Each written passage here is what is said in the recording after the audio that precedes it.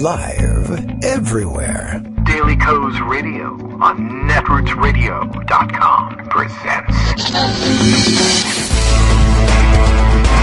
David Walton. Kagro in the Morning Show.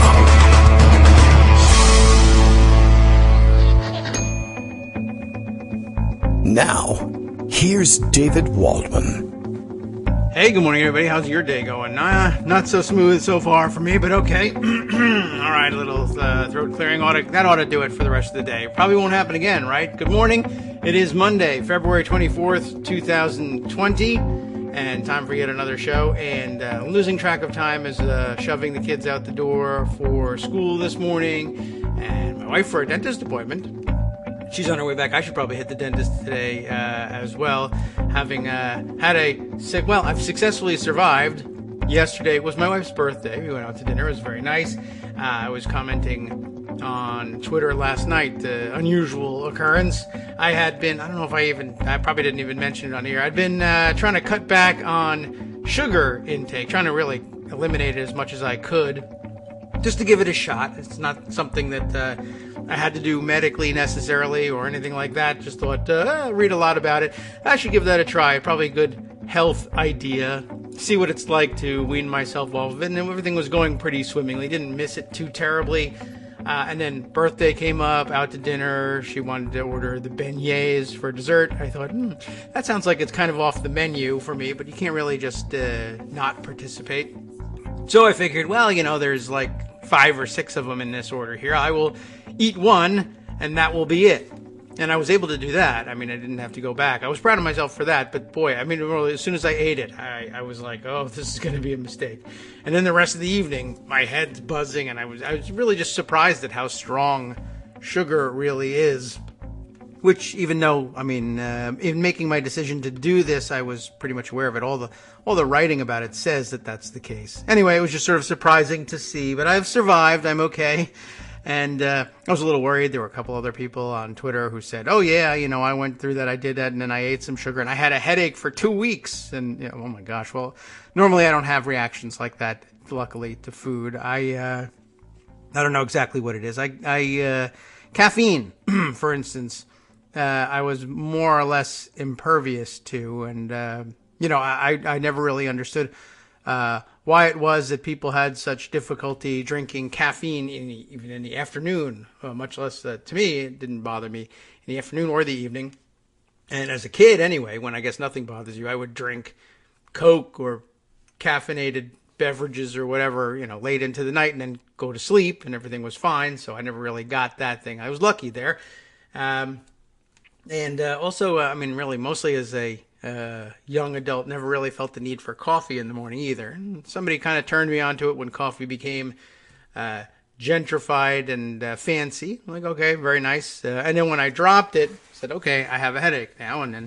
But then pretty soon I didn't. So I thought maybe the sugar thing was going to be more or less the same, and it kind of had been. But luckily, no huge headache, just a weird night's sleep for a number of reasons. Anyway, and then a little bit late getting things started this morning, but I think things are mostly under control. It was a weird weekend, wasn't it? There's lots to round up, of course.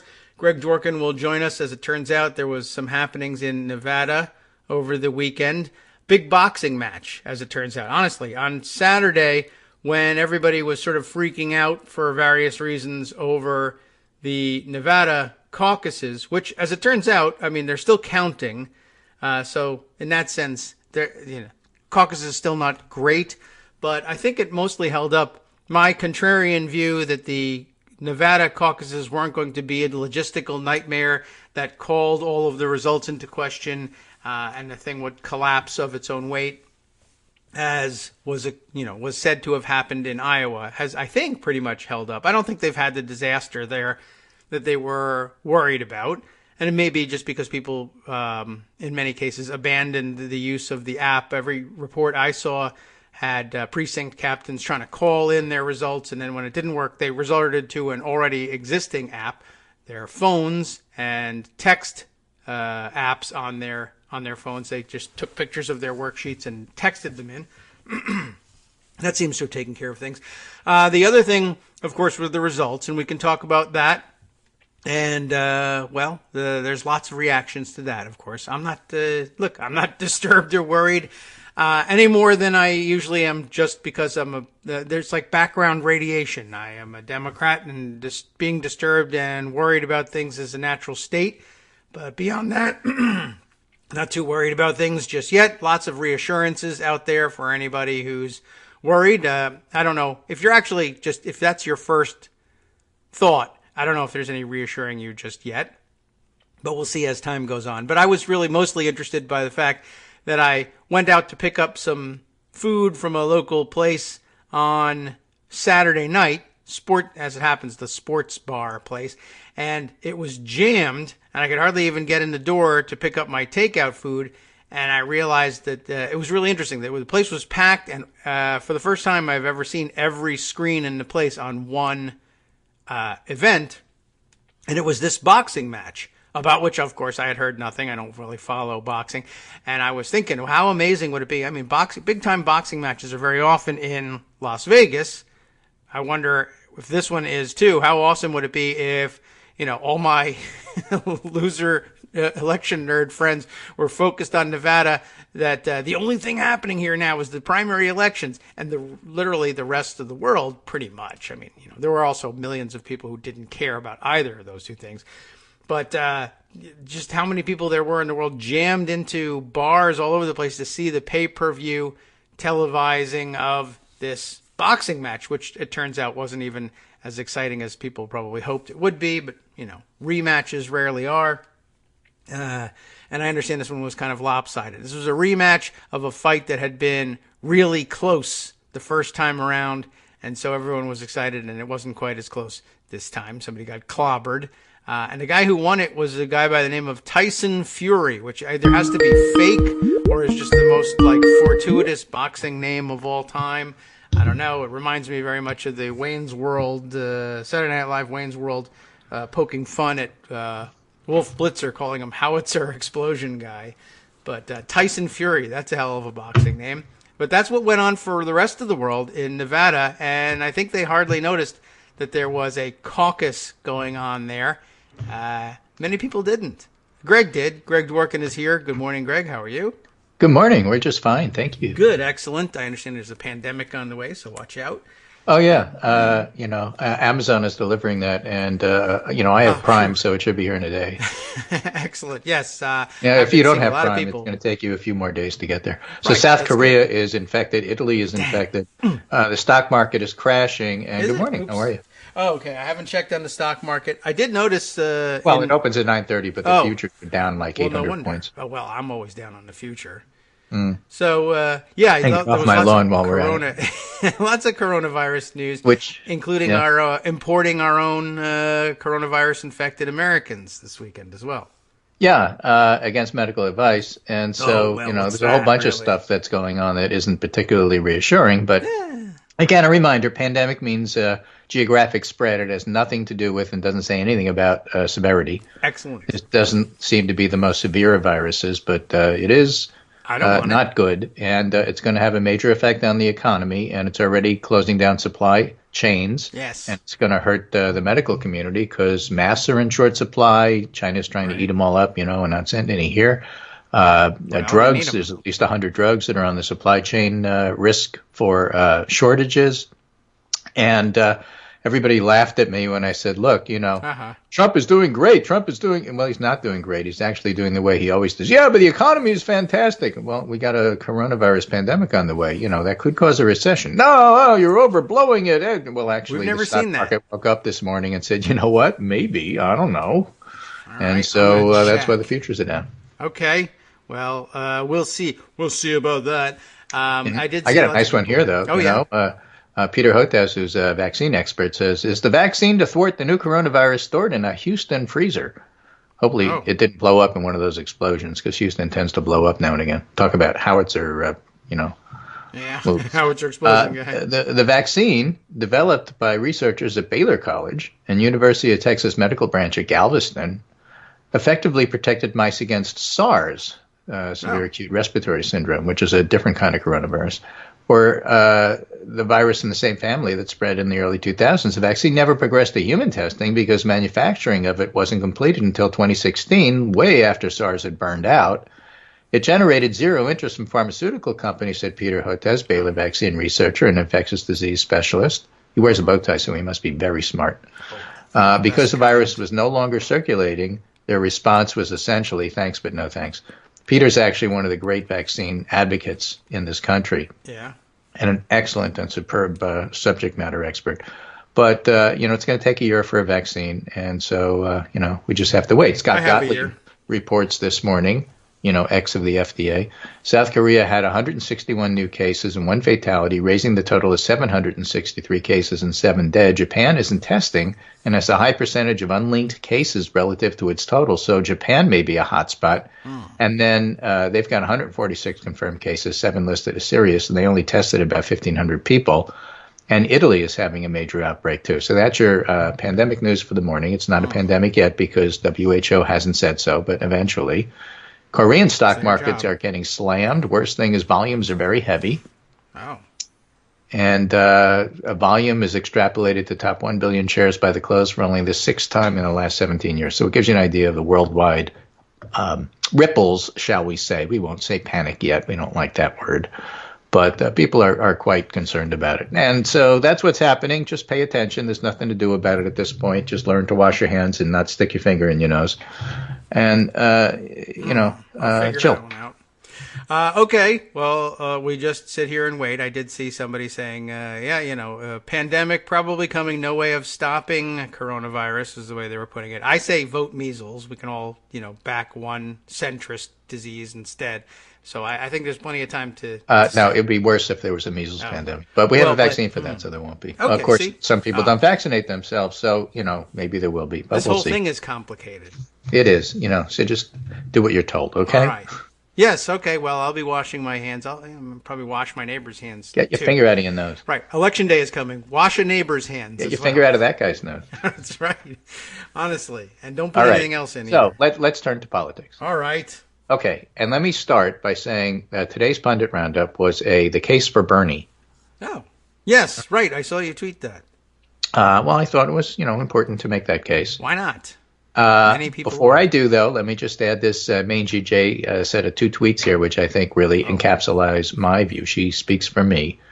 I feel like there's this weird misconception where Bernie supporters think that normie Dems are terrified of the policies rather than being terrified of him as a candidate, as well as other process issues if he were to win the presidency, like the elevation of abusive people. Like no one is sitting here quaking in fear that Medicare for all will pass or that people will get free college. Some might not think those proposals are reasonable, but it's not like typical liberal Dems fear them. We just don't want to lose, and we want to do as much good as we can. It's that simple. Okay. I added it's that simple, but it really is that simple. Very good. So the whole thing is about, look, I just want to win, and I want Trump to lose. So when Bernie does stuff that makes me think that he's not doing as well at outreach as you could, people bring it up. That's why it's not the people on Twitter who may well be trolls. It's the surrogates, the paid ones. The ones that go out of their way to say, we don't need you. Oh, yeah. Follow us or get out of the way. Well, that's not the way you grow your experience. So let me just add the bad side, but then I'm going to spend mostly on the good side. All right. So Debbie McCarcel Powell, Debbie for Florida, is a Florida Congress critter. First-generation American, Latina, mother. As the first South American immigrant member of Congress who proudly represents thousands of Cuban Americans, I find Senator Bernie Sanders' comments on Castro's Cuba absolutely unacceptable. Yes. The Castro regime murdered and jailed dissidents, caused unspeakable harm to too many South Florida families. To this day, it remains an authoritarian regime that oppresses its people, subverts the free press, stifles a free society, weren't too good on the gays. Yes. And, for Bernie to say good things about Castro is a bad move. On the other hand, and there's always another hand, Dave Wasserman points out, top Dem contenders would have totally different electoral college routes versus Trump. Sanders, Rust Belt revival, Michigan, Pennsylvania, Wisconsin. In other words, kiss Florida goodbye, because you're not getting Florida, Bernie. Bloomberg, Sun Belt surge, expensive, heavily metro states, Florida, Arizona, maybe Texas. Okay. Biden, less clear, but he has to compete everywhere. Yes. Right. So that's the strategy behind all of that, if you want to call it that. But Axios writes, as I did this morning, Bernie's path to the presidency. Lots of Democrats are in full panic that Bernie Sanders will win the nomination and get clobbered in the general election and bring the party down. But the evidence, particularly polling, doesn't back those doomsday warnings. Oh. Virtually every national and swing state poll shows Sanders tied with or beating Trump. And unlike every rival, he has a huge base of fervent, unshakable supporters he can only grow. He can only grow if he grows. Well, yes. Okay. Just the fact, please. A Quinnipiac poll last week showed Sanders beating Trump in Michigan and Pennsylvania. CBS News YouGov poll showed Sanders beating Trump nationally. And in fact, that CBS YouGov poll shows Sanders winning, and I have that almost as the first thing in my pundit roundup this morning, shows him winning in Wisconsin, of all places. Well. Not by a lot, but here's the numbers. But he didn't even go there. Yeah, not yet. So with Michigan, Bernie 48, Trump 41. Pennsylvania 47-45. Okay. Why is Pennsylvania closer than Michigan? Fracking, probably.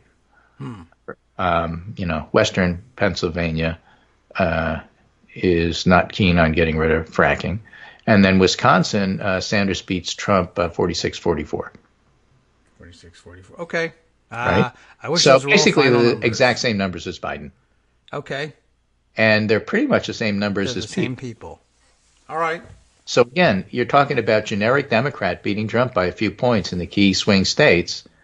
You also have, if the presidential election were held today, who would you vote for? This is the MSN, the Microsoft Network tracking poll. All right. Let's just open it up and get the exact most recent numbers. 51% Democrat, 41% Republican. That's a 10-point lead for essentially generic Democrat. At this point in time, Hillary Clinton had an 8-point lead on Trump. So just to put those polls in perspective, they don't tell you everything. They do tell you something. Obviously, things changed. So the polling doesn't suggest the Democratic collapse. Comments that Bernie made about Fidel Castro do suggest that Florida is getting more and more difficult to win. The other Microsoft Network poll that's out there is one about individual states. If the election were held today, would you be more likely to vote for Trump or a Democrat? And they have Wisconsin as 46-45, the Democrat, so pretty neutral. Michigan, 49-43, the Democrat. And Pennsylvania, 50-42, the Democrat.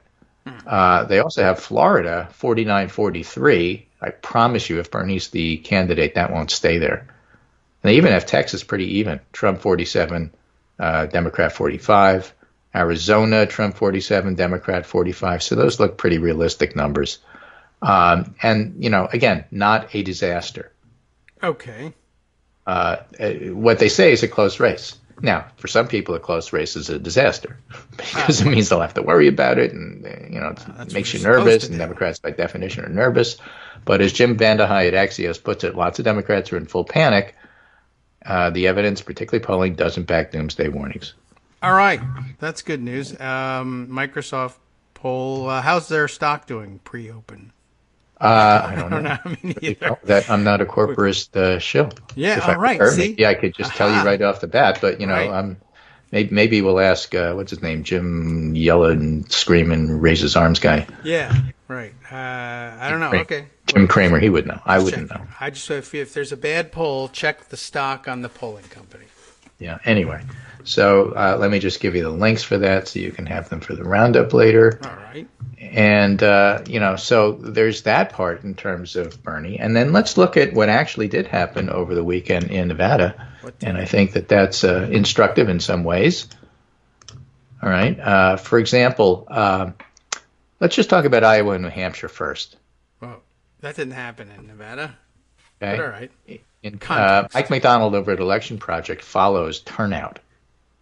Yes. And we're talking about the combination of Democratic and Republican turnout in very different circumstances. Okay. In 2016, for example, open in both parties, so you'd expect turnout to be higher. Yes, right. Okay. And it was. But Right. here are the numbers. So in 2016, Iowa had 15.7% of the voter eligible population turnout. And in 2020, it was 9.1%. In contrast, New Hampshire in 2016 had 52.4% of its voter eligible population turnout. And in 2020, it was 42.4. So again, it's hard to compare apples and oranges because you had completely open primaries on both sides. Right. And you don't have that this year. You have an open primary, but Trump is like 88% a winner. But my point is that look at pick a year, 2020, for example, 42.4% turnout in New Hampshire, 9.1% turnout in Iowa. To me, the numbers scream, get rid of caucuses. Oh, yeah, that's true. Right? I mean, that's the main takeaway I get from all of that. The numbers aren't fully in Nevada, but look at some of these numbers that were provided by the state, not the academics, neutral guys, but the state party in Nevada, the Democrats, said this. 3 important data points Ayman Mohyeddin summarizes. Turnout was nearly 16,000 higher than in 2016 for the Democrats. 35% of Nevadans who caucus were non-white, according to Entrance poll. A lot of people hate the non-white designation because it treats Latinos and blacks as the same group, which they're not. It is odd, isn't it? And a majority, but it's white versus other, if you want to think of it that way. 35% of Nevadans were caucus non-white, and a majority of Nevadans were first-time caucus goers. That's great. Yes, I mean, once you've seen it, you never go again. It's like Times Square at New Year's. Yeah, right? okay. I mean, ask a New Yorker if you've ever been there, and they'll look at you and say, once. Right, by accident. Never again. Okay. No bathrooms, you can't get out. And at 12:07, the place is deserted and a mess. But nonetheless, that's what it is, and that's encouraging. Yes, it is. I was very encouraged. Actually, one of the most uplifting things I thought about the weekend. If you weren't, I don't know, maybe not for everybody. I heard lots of great reports about Latino turnout and support for Bernie Sanders, which was nice to see. Nice to hear about somebody engaging there. And as a matter of fact, look at this one. Ryan Struck, who's a producer for CNN, says Hispanic voters under 45. Yes. In Nevada. Okay? Yes. Sanders, 69%. That's your, people Biden, say that's 8, nice. Buttigieg, 7, Warren, 7, Steyer, 5, Gabbard, 1, Klobuchar, 1. We were waiting for a more diverse state to come after Iowa and New Hampshire. It came.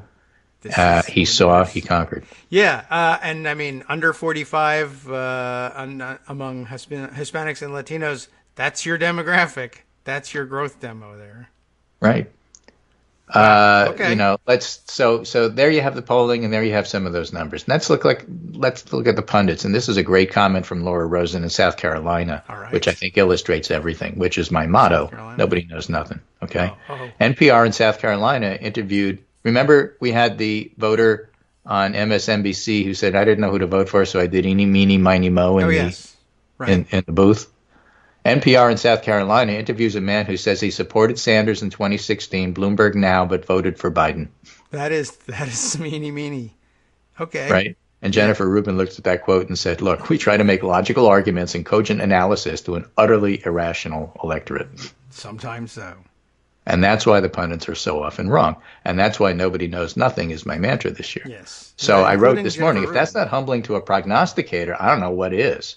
Or if it's not humbling enough, you could look at your own record. I mean, I figured Clinton would win close race and was right about the popular vote, but didn't figure on Jim, the hell with you, Comey. Right? Yeah, right. And so Ben White, Morning Money Ben, writes in and says, everybody I know says Bernie's going to get clobbered. And Dan Dresner says, well, how many of those people thought Trump would win in 2016? And White said, well, almost none. Yeah, right. People seem to have the idea I'm endorsing this view. I'm not. None of us have any idea what's going to happen. Yeah. Well, I agree. And, I mean, I don't know. I'm sure a lot of people probably roll their eyes. So, if you can do anecdotes, because we already did the poll. So if you're going to do anecdotes, here's some more. This is Chris Ingram. For what it's worth, I did an unscientific, highly informal poll of my Facebook followers in rural northwest Minnesota, heart of Trump country, on who they would support in a Sanders-Trump matchup. 16 said Sanders, 5 said Trump, 1 said neither. Keep in mind, this is not at all representative, of course, but I hope it illustrates you should be highly skeptical of people in the media making blanket statements about Sanders' electability based on who they know. Like, my friends all say X. Well, that's, yeah. Don't. That's famously horrible Famously. thing to do. Yeah, Pauline Kael. I don't know anybody who voted for Nixon. Well, that's because you live on the Upper West Side of New York. Yeah. Yeah, I mean, quite honestly, I don't know anything about Morning Money Ben, but when you call him Morning Money Ben and say, Morning Money anybody is not going to know anything about He's a good guy. He's basically a fiscal conservative social liberal. Tennis partner, whatever, I'm sure. Yeah, but, right, Morning Money anybody isn't going to know what's going on here. So, well, there's this pandemic stuff, so I hope he'll chime in. They may know about that. No one, yeah. Okay, well... Okay, here's another one that people often don't think about, what they should. Writing in Washington Monthly, Christina Karish says, could overseas voters be the Democrats' secret weapon in 2020? In a close election, they can tip the scales in swing states. Oh. It's not an idea that comes from nowhere. Overseas voters helped decide an election before in 2000. Both George Bush and Al Gore's campaign hinged their victories on a small number of absentee ballots in Florida that were mailed from outside the U.S. Remember we were counting those? Yeah. Okay, yes. Right?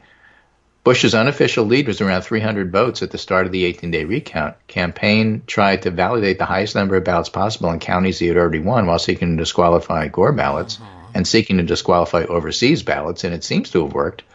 When faced with intense pressure from the GOP, Florida officials accepted hundreds of overseas ballots that failed to comply with state law. The analysis of 2,490 votes found that Florida accepted 680 questionable votes either from ballots without postmarks or postmarked after Election Day from U.S. cities and states, and Bush won Florida by 537 votes. Just a reminder, Bush didn't really win Florida. Yeah, well, that is a good reminder. I don't know if I could count on flipping the penny and having it land on its side again to make overseas voters decide things. But how about this? Illegal voters decided things. Well, that's the classic election. And, of course, in Nevada, they didn't flip coins. They should have just cut the deck. Hi, it's me, David Waldman, your host for Kagro in the Morning. And I've learned that I either need to update these announcements more often or stop saying that the announcements are brand new. What's not new is that this message, too, is a call for your support in keeping the Kagro in the Morning show on the air. My thanks go out to all of you who do support the show through your donations. The stats say that Kagro in the Morning fans download our program about 2,000 times each weekday, but our donors make up only about 8% of our daily listeners. Patreon.com, Patreon.com, makes it simple to make easy, secure, recurring monthly contributions to support our show. Patreon.com/KagroX gets you straight to our donation page. If we're helping keep you sane during the Trump era, consider what that's worth. $1 a day? 50 cents? One thin dime? We do about 20 shows a month, so pick a number, do the math, and head to Patreon.com/KagroX to let us know. Thanks again, everyone, for all your support.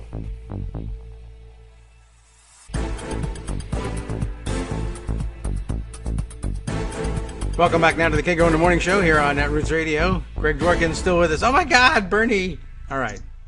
I'm back. I'm okay now. I'm going to survive. Yeah, lots of very interesting indicators over the weekend. And where do you want to pick up now? I want to go a little bit more about some of the strength that Bernie showed in Nevada, because I think that's important. Yes. Oh, you know what? Maybe I'm rooting. I just realized it just hit me. I should be rooting for Bernie because I can do a Bernie impression much better than I don't think I have an impression of any other Democratic candidate. So now I can do both sides of the election. So that's the best outcome for me. Mm-hmm. So the rest of the show is Bernie. How about that? Well, that's good. So, what we have here, this is Jonathan Bernstein, Why Nevada Mattered. Sanders had a decisive victory and Biden a respectable second-place finish. The rest of the field has less to celebrate. All right. So the winnowing is happening. Winnowing, yes. Okay. The Biden finish was diminished in part because Sanders had such a good day, but also the way they report things. Yes. Okay. By vote, Bernie got, something like 38%. But by delegates or state delegate equivalents, whatever they were doing, it was 47. So when you report to 47, it seems like it was a huge blowout. Right. It was a solid win. But Biden actually did okay, and he's got Clyburn's announcement Wednesday that Clyburn will be endorsing Biden, and then we have South Carolina. So you really have to wait till after South Carolina to see where the field stands, Bernie's doing great, but Biden's still alive, even if on light support. I see him. And the question is going to be how well he does in South Carolina or not. Everybody else really is not doing well and maybe should get out of the race. I'm sorry. Okay. People want to vote for Elizabeth Warren. Vote. Go ahead. Do that. You'll be able to do it on March 3rd. It's not going to do much good. She could survive until March 3rd if you need to have something to come out. But her surviving means, yes, and Amy Klobuchar surviving means, and Pete Buttigieg surviving means Bernie's got a clear field. If that's your goal, fine. Okay. You're not going to vote strategically, at least to understand the ramifications of what happens next. I'm not telling people not to vote for her. She can stay in for as long as she wants. It's her right and not mine to call. However, if you want an alternative to Bernie Sanders, it's bad planning. Tulsi Gabbard. No. Right, Mike Bloomberg, forget about it. Right. But, anyway, so Bernie's got a path, and so he's on it, and we'll see what happens after that. So this is ABC News. Yeah. With help from Latino voters, Bernie Sanders hits the Nevada jackpot. Sanders also ran competitively in the state against unaccustomed support groups. For example, Latinos joined Sanders' brigade in Nevada, the most diverse state, giving him 51% of their votes. Yes. Pretty good in a 7-candidate race. Sanders fell off sharply among blacks at 27, but that was good enough for second place behind Biden. A reminder that blacks and Latinos, lumping them in as non-whites, not the same thing. Biden's single best group was black voters. The Vermont senator won 29% of whites, easily first in this group among a group of 7-candidate race. Sanders won half of independent caucus goers, a core support group, and he won Nevada Democrats as well with 31% support, and 7 in 10 mainline Democrats voted for somebody else, but no other individual candidate won more than 20% of the vote, and that's what I mean about, stay in the race, get out of the race. Are you doing it strategically, or are you doing it for you feel like you owe your supporters the right to vote for you, which is fair, but, understand the results. Yes, okay. By the way, also interesting coming out of Nevada, the number of culinary union workers who said, I don't really care what the leadership of my union says. Well, they didn't endorse anybody, so, given that the culinary leadership knew what the culinary members were going to do, that was a relatively smart move. Yeah. And didn't really matter. I guess you hold off from going in full bore and setting yourself against your membership because that's their constituency too. You only stay culinary union leadership if the culinary union membership tolerates it. Exactly. Stedman asked that Wesley writes from the New York Times, Bernie Sanders' win in Nevada should reshape the narrative about his supporters, and it's a wake-up call to rivals who have ignored warning signs. If the Bernie bros are real, so are the working-class Latino moms who put them over the top in Nevada. So that's important. And again, if you're going to expand your base by getting other people besides Bernie bros, that's a wonderful thing for Bernie, and it's good for the party, and it's good for everybody. It's good for the country. All right. Again, I'm making the case for Bernie today. Okay. That's today. All right. New York Times, how Bernie Sanders dominated in Nevada. A multiracial coalition brought the senator's long-promised political revolution to vivid life for perhaps the first time in the 2020 race. So you can see how these narratives are spread, at least for a week. Yeah, that wasn't the now narrative. Let's move from the pundits to the so-called establishment. The ones that Bernie runs against, which is really bad because we're part of your base if you recruit us. Well, rather than say, we'll get out of the way, we're going to run over you. So the center-left establishment, for example, Paul Waldman, the question whether a Bernie nomination hurts down-ballot Dems is complicated and very uncertain, but acting ashamed of your party's nominee because they're further from the center than you is bad politics and something Republicans never do.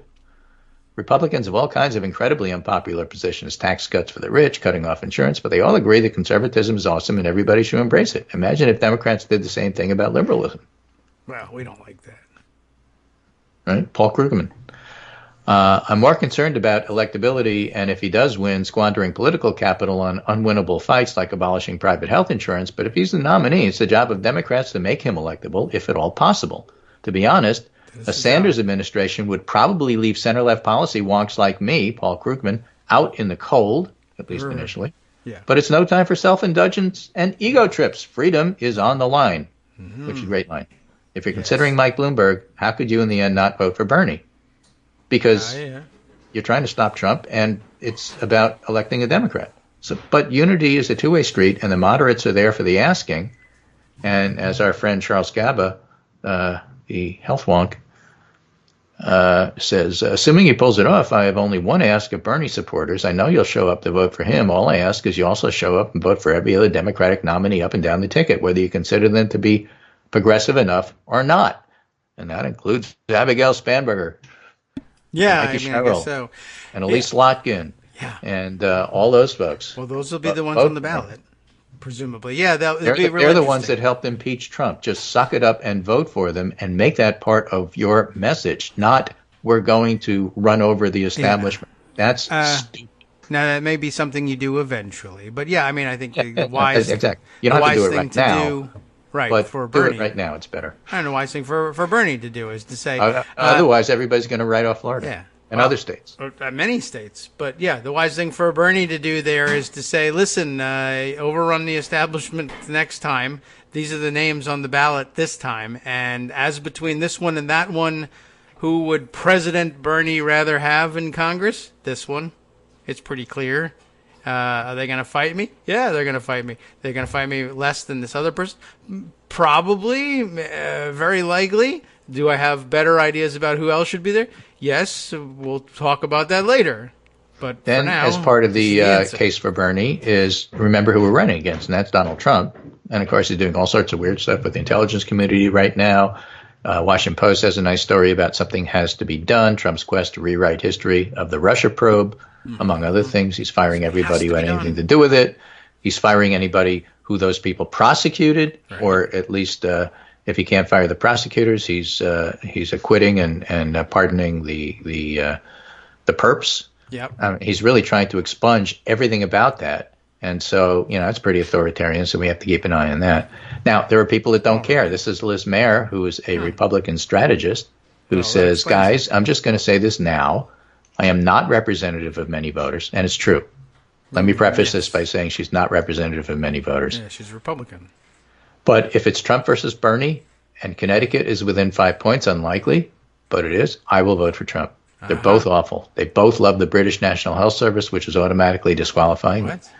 But ultimately, I think it's easier to come back to normalcy from a lawless, nationalist, national leadership than it is a socialist one. So if I'm forced, and hopefully I won't be because Democrats will stop Bernie before he locks it down, I will choose Trump. Don't yell at me. And John Weaver, who used to be the advisor for Kasich, responded by saying, stupid. Seriously. This is seriously stupid stuff. Yeah, that's what does she mean? But you're going to see that, and see, I'm telling you this because this is all going to be part of the narrative. If Bernie wins, we're going to lose Florida, a bunch of other states, and all the never Trumpers are going to vote for Trump.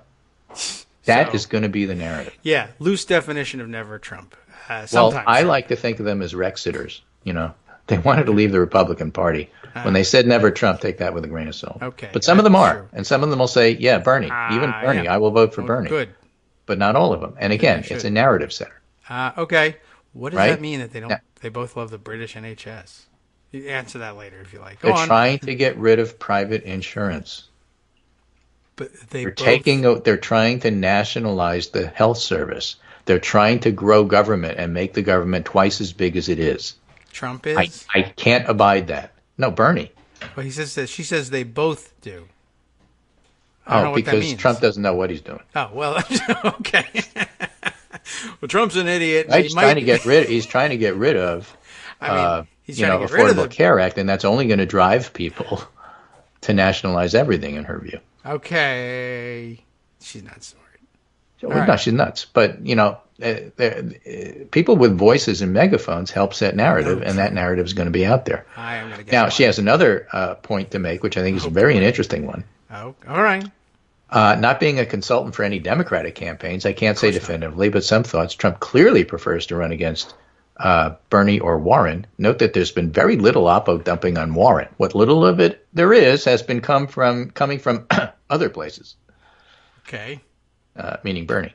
Oh, I see. So if he's an oppo gold mine, Josh Barrow asks, why haven't we seen that oppo?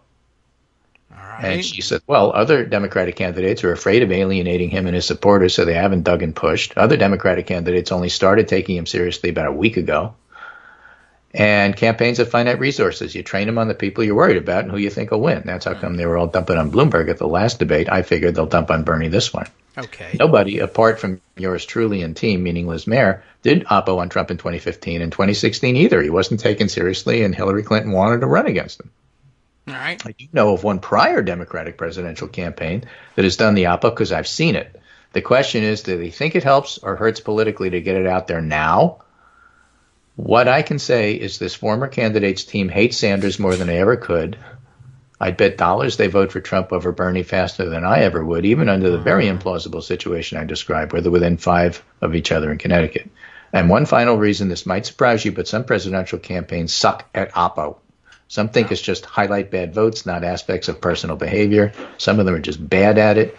The keep in the vote is an important strategy that campaigns ought to master if they want to do things well. The Republicans have mastered it. They disguise it in all sorts of ways, including just cleaning up elections and helping everybody to get voter IDs so everybody knows who you are. No, it's keeping the vote. And oppo research is part of that, keeping the vote, by demonizing your opponent so that even if I'm bad, that other guy's worse. Okay. Or they all do it, and that's the Republican thing. So it's just interesting, not dogma, not gospel, but interesting to hear it from a Republican perspective. People like Rick Wilson and Liz Mayer have no moral standing, no moral grounding, no center. So they aren't bothered at all about oppo research, whether it's real or whether it's not real, and they're not bothered at all about dumping it. So It's just interesting to hear, because those are the folks that the Republicans hire. Yeah. Wow. All right. And if anybody is unclear about Liz Mayer, just briefly, the Twitter bio, communication strategist for Roy Blunt, Scott Walker, Rand Paul, Rick Perry, Carly Fiorina. So. And hates Trump. Yeah. Hates him with a passion. But is a Trump supporter in the end. But in the end, we'll vote for him over, and there's going to be people like that, and, it's part of the deal. And you can say, fine, we don't need them. Well, only by expanding the whole rest of the base of that you don't. Now, the polls say right now it can be done. Again, the case for Bernie. And probably because at this point in the election, nobody's really paying attention, and it's all about generic Democrat. And the generic Democrat has a reasonable competitive chance to win in November. And that remains true. And that's what all the polls that I started the segment with really tell you. Now, new CBS YouGov poll in South Carolina: Biden 28, Sanders 23, Steyer 18. Remember, he's spending a ton of money down there. Right. Yeah. Warren 12, Buttigieg 10, Klobuchar 4, Gabbard 1. Mm-hmm. Gabbard. Right, still there. I'm just kidding. Okay. So that's your basic summary for the day. There's reasons to think that Bernie's stronger than people gave him credit for. He may upend all the conventional wisdom. The whole idea that you have to win Florida to win the election may not be true if you can take Arizona and Wisconsin and keep Michigan and Pennsylvania blue, which wasn't true in 2016, but the numbers say Bernie can do that. On the other hand, you have to make sure he'll probably make Virginia closer than it otherwise was. Mm-hmm. And he's going to lose places like Florida that he otherwise might win, and you have to wonder what kind of effect that's going to have down ballot. And it's a fair and reasonable thing to ask that question, and to just have it all pushed aside by, you establishment people just don't get it, doesn't really satisfy the question. It needs to be addressed. Yeah. I mean, there's various ways of addressing it, but not addressing it is, by definition, not a way of addressing it. Yeah. Anyway. New CBS YouGov poll is Elizabeth Warren back in second place in the national standings, not state by state. And I am always faintly amused by people who think the national polls tell us nothing until you get a national poll, which gives you numbers you like, and then it tells you everything. Aha! I'll take it. Yeah. So, we'll know more on Saturday and then Tuesday right after. So, it's not far. Do what you want to do, vote whoever you want to. But at this point, even with only a small number of delegates chosen, Bernie remains the front runner. Well, that's what we've got. So, look at him with cool, calculating eyes. Okay. out of love and respect, when we tell you what to do, Bernie, it's because we want you to win. Hey, that's always been part of his advice. That you ought to be telling people what you want them to do, and even when it's contrarian. Yeah, well, the contrarian thing is, be nicer. Oh. Now, it could be that those who say, look, this is a totally revved up, ramped up, totally partisan election, put a partisan there. You guys don't understand. You're fighting the 2016 and 2012 election when, in fact, it's 2020, and this is what you have to do to win. Okay, then you better win. Yes, that's true. I mean, I guess there is that. I suppose, well, never mind. I'll worry about that when we get to it.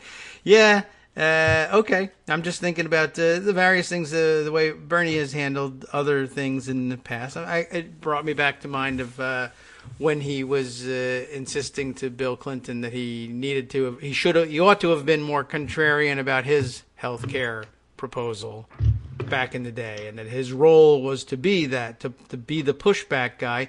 And well, I don't know. I mean, I guess if you tell everybody that you're going to be steamrollered if you're a pushback guy, well, I don't know.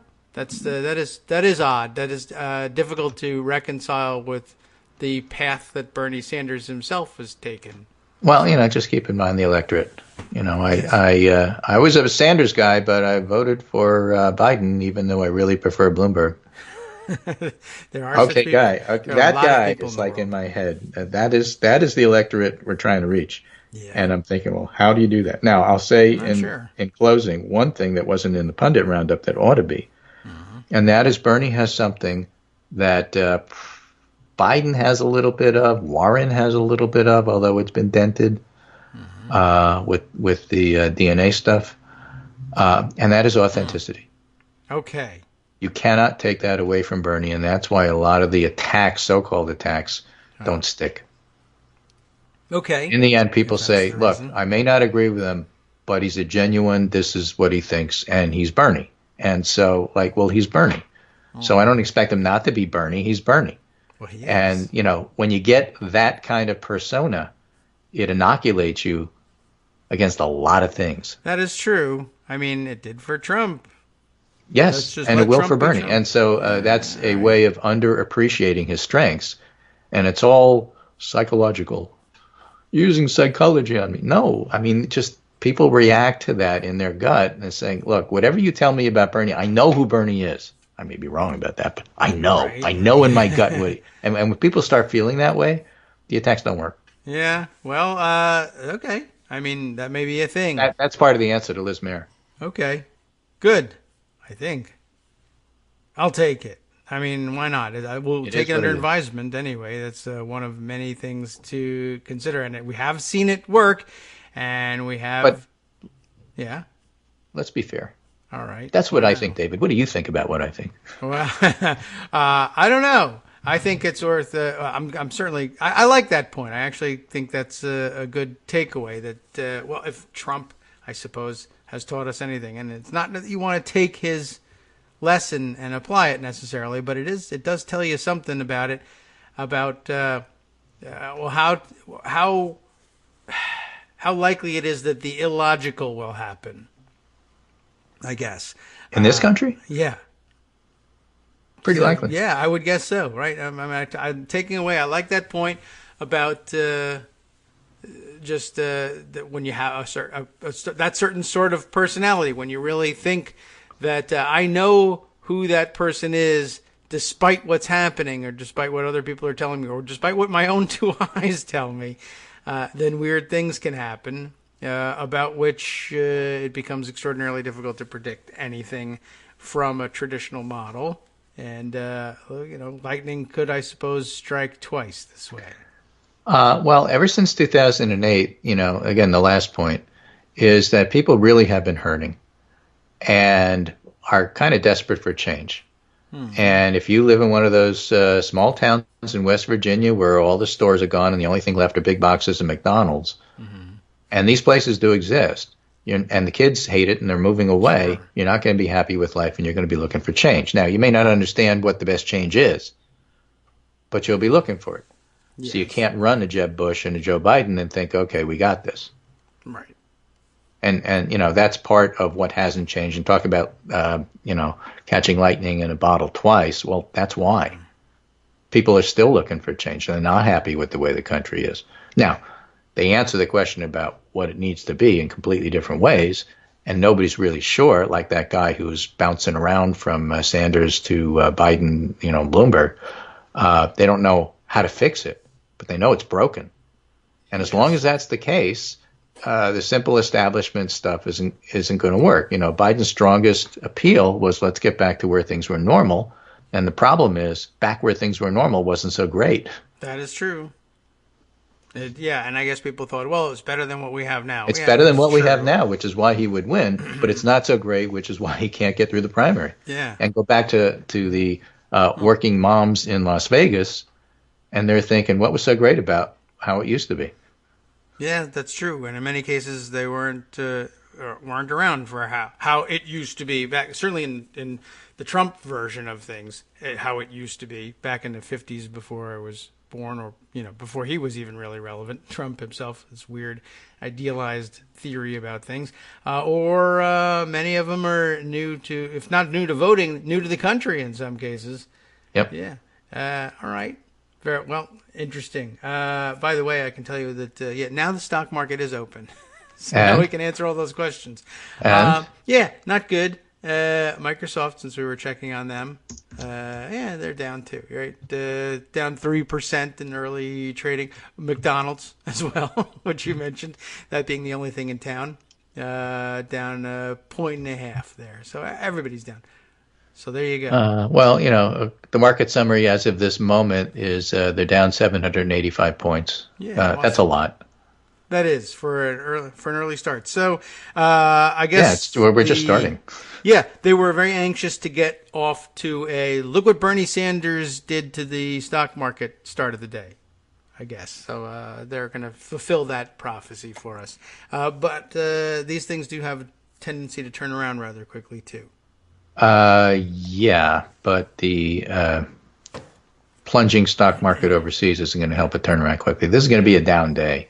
Now, it may not be as far as this, but okay. What we have to watch for is the program trading going to click in, and then are they going to put a cap on that and say we're going to suspend the market until people turn off their programs? Not at 700. So not at 700, but again, it's 7, only 10 o'clock. It's only 10 o'clock. That's true. Trump is out of the country as well, and that may ease things, or he might chime in at some point. Or let's put it this way. The futures had fallen 1.4%. We're already down 2.71. Yeah. Well, you got to catch up on those. Right. So the future is now. Right. By the way, one of the best comments about Trump being overseas that I saw, where did I see this thing? One of the late night TV writers. I guess he's in India, in case you didn't know where he was, where we had sent him off to this time. Right. No hamburgers in India for him. Right. That's like a big deal. He can't have his overdone steak with ketchup, and he can't have his hamburgers. I don't know what he's going to do. Modi is a vegetarian. I did see somebody saying, I've never seen the comment about his trip to India. I've never seen Trump eat a vegetable. I don't know what he's going to do while he's there. Yep. However, the better line I saw was, last time Trump was this close to the Taj Mahal, it went bankrupt. So that's pretty good. Well, he's at the real place now, but probably teetering on the edge of bankruptcy anyway. But I wonder whether he's got. I bet that comes up. I had a casino. They called this. Okay, right. We heard about that one. I believe he's already bragging about crowds in the millions lining up for him in India. Which they do have millions of people. That's true. I don't know whether they have any. They don't have any stadiums that hold that, but that doesn't matter to him. So okay, yep. We'll let you. You're already doing your day trading, I can tell. I am. Okay, excellent. I am. Fighting with the computer here. All righty, well, take care, and I'll talk to you on Wednesday. All right, very good. We'll do that, and by then... And then I'll ask you again what you thought of what I said. Tulsi 2020. Yeah. That's what's important. It's your show. Right. What did you think what I said? I didn't. What did you say? I don't know. I have a recording of it. I'll listen to it later. What, you think I listened to myself? I don't know what's going on. I can hardly hear myself over myself interrupting you. Well, I know. I have to go listen to the show later to see what I said. That's usually true. Okay. All right. Very Take care. good. Talk to you Wednesday. Thank you. We'll do that. And, let us know how everything goes, how the stocks go. Okay.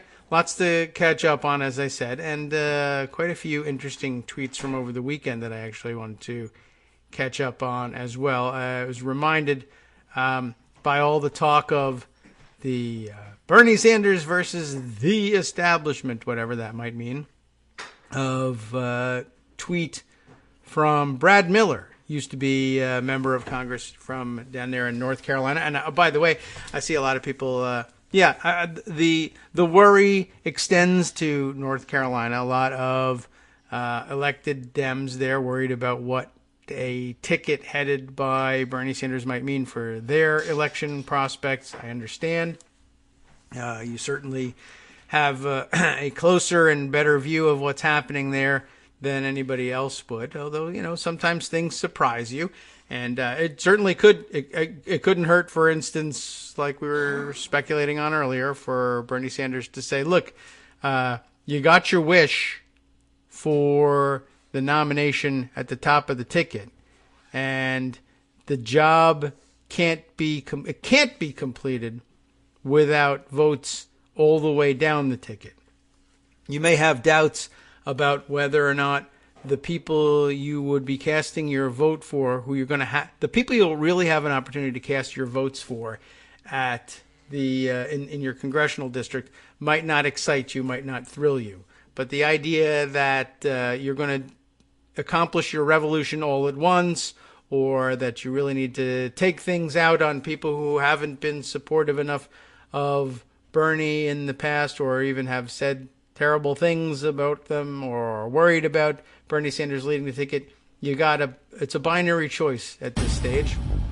And Bernie Sanders, I guess if you put the question to him directly, who should I be voting for, this one or that one, he'll answer it pretty clearly for you. Now the question is whether or not you'll be listening to him. And if you declare yourself an individualist, marching to the beat of your own drum at that point, but Sanders or bust at every other point, that's going to be odd and difficult to reconcile. So I'll tell you what Brad Miller had to say, though, about the different point after this break.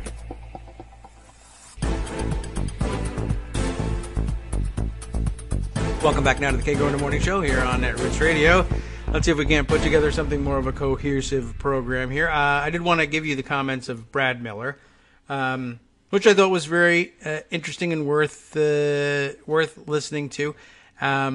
He was just, I guess, tweeting in response to the generalized, but not specifically assignable necessarily, so don't get upset, sentiment of anti-establishment, anti-establishment sentiment.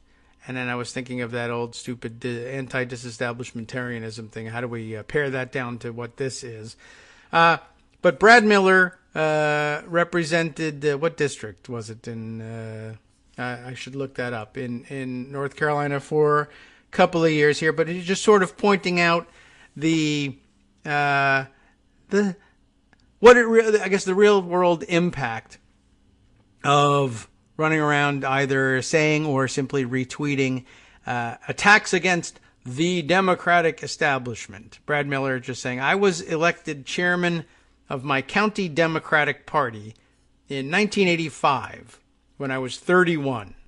So one of those young whippersnappers who today likes Bernie Sanders, right? So 1985 again. I did unglamorous work for Democrats of all stripes. I was the Democratic nominee for Congress or the legislature in every general election in his district for 2 decades. And, as he says, I opposed every one of these policies. Which policies is he talking about? He's talking about the tweet from Sam Stein, I guess, trying to grapple with the Bernie Sanders phenomenon in general and saying, if you really want to understand Bernie's rise, you really need to revisit the Obama years from 2009 to 2011. The roots of it are all there, and there might be widespread agreement, particularly among Bernie's online fandom, because this would be formative times for them. But of course, I mean, we all love Sam Stein, but I've had my fill from this weekend, certainly, if not well before, of if you really want to understand, oh, you know what? I mean, I do, but I don't know if this is going to do it or not. I mean, there's a point to be made, but if you really want to understand something, my guess is that you're going to have to go beyond whatever number of characters Twitter gives you, even in a Twitter thread. There's an awful lot. It's a complex situation, which is what I ended up saying about what Brad Miller had to say. Anyway, Sam Stein begins by saying, if you want to understand Bernie's rise, you really need to revisit the Obama years from 2009 to 2011. I was there, of course. I remember it, and I still didn't come away saying, yeah, you know, Bernie Sanders actually is the way I would want to go here. But anyhow, what happened, he says, with the TARP, right? The Troubled Assets Recovery, I don't remember exactly what it stood for, recovery program, the bank bailout, the Bush tax cuts, the failure to prioritize homeowners in the recession's aftermath, the debt ceiling standoff, and the floating of Social Security cuts. This is the brew of Bernieism, he says. It's no accident that his 2010 filibuster, yeah, we could talk about that one, was a launching pad. But he was smart about it, making just enough of a stink without being the skunk at the party. He earned credibility with his nose-holding votes for the Affordable Care Act and didn't stand out for his oppositional ones, and he wisely pitched himself as the Democratic, capital D, reformer. And, of course, many different sorts of reactions to that brief thread of comments. But here's where Brad Miller launches into it and saying, well, you know, okay, he's reacting to, here's what happened with the TARP, with the Bush tax cuts, the failure to prioritize homeowners in the recession's aftermath, the debt ceiling standoff, floating of Social Security cuts. This is the brew of Bernieism, right? Brad Miller pointing out again, I was elected chairman of my county Democratic Party in 1985 when I was 31. Did the unglamorous work for Democrats of all stripes. I was the Democratic nominee for Congress or the legislature in every general election for 2 decades, and I opposed every one of these policies.